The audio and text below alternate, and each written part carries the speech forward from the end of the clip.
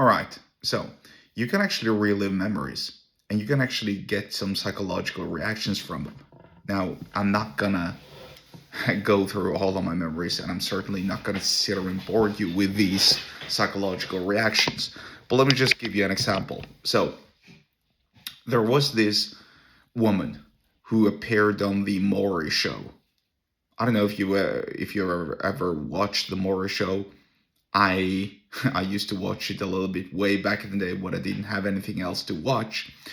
And this one woman supposedly had some sort of PTSD or some phobia, some fear of balloons, just regular balloons. And so, what did Maury do? What did the hostess do? Or what did the hosts do? Well, they of course did the obvious.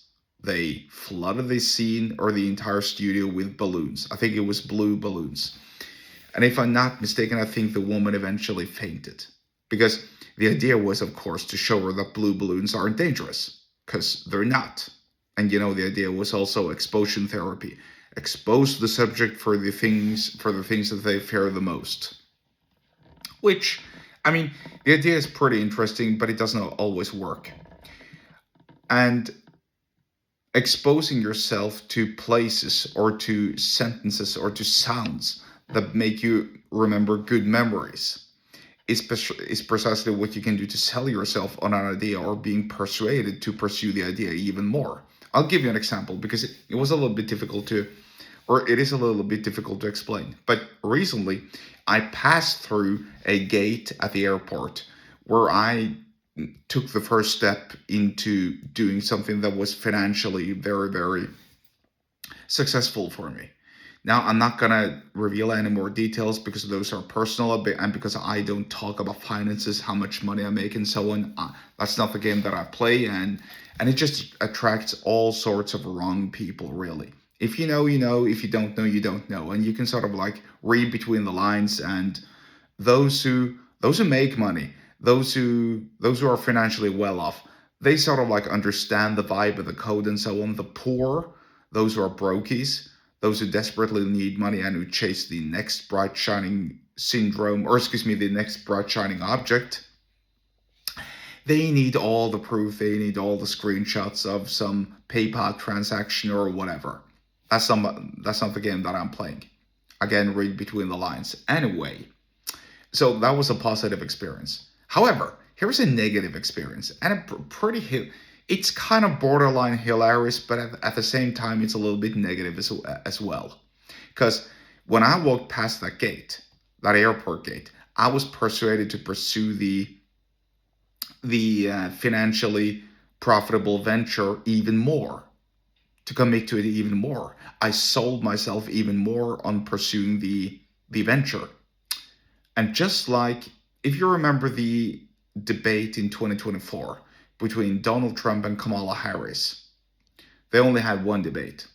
And during one of the topics of the debate, I think it was the then uncontrollable illegal immigration. And there were some rumors, alleged rumors. I'm not saying this happened. I'm just saying these were alleged, or these were rumors that something allegedly happened. Supposedly, allegedly, immigrants from a certain country. I don't remember exactly where it was. I think they said that immigrants from Haiti, Haitian immigrants, supposedly, allegedly did this. They were eating the animals, the domesticated animals of Americans, which obviously is a horrible thing, right? Because they didn't have any other foods.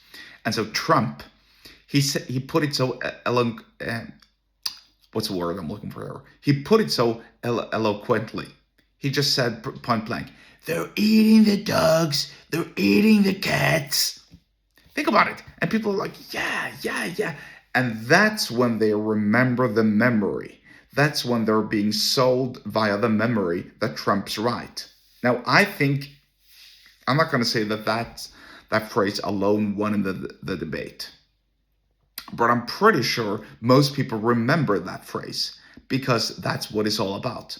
Who cares if she won because she was logical? Trump's more emotional because he's He's putting things in a very, very simple manner, offering very, very simple solutions. Now, you can say whatever you want about Trump. I'm certainly no Trumpster, but I'm not totally against him either. I think he has some very, very valid points. Anyway, here's another example. And by the way, I'm paraphrasing this. Trump said recently in an interview with, I think it was Fox News or something, that, NATO sent some soldiers to Afghanistan, but we really didn't need them. They stayed away from the front lines, really. I'm coughing. I'm doing Trump impersonations because it's so hilarious. Right? And of course, he faced a huge backlash for saying that. Because he was suggesting that, only the American soldiers were good enough, really, which obviously isn't the truth. There's a lot of fallen soldiers around, and a lot of soldiers with PTSD and other injuries as well. Anyway, I think he backtracked because he faced a huge backlash over these comments, and he said something along the lines of, the UK military is the best in the world, second only to USA, or some such, because the question was primarily about British veterans. But he said he put it in such a sloppy manner, and essentially was talking about every single military veteran that had served for NATO. So people were outraged over those comments, and of course they were persuaded to believe the opposite when he said it. It's a little bit difficult to explain, but I think you're getting the gist here.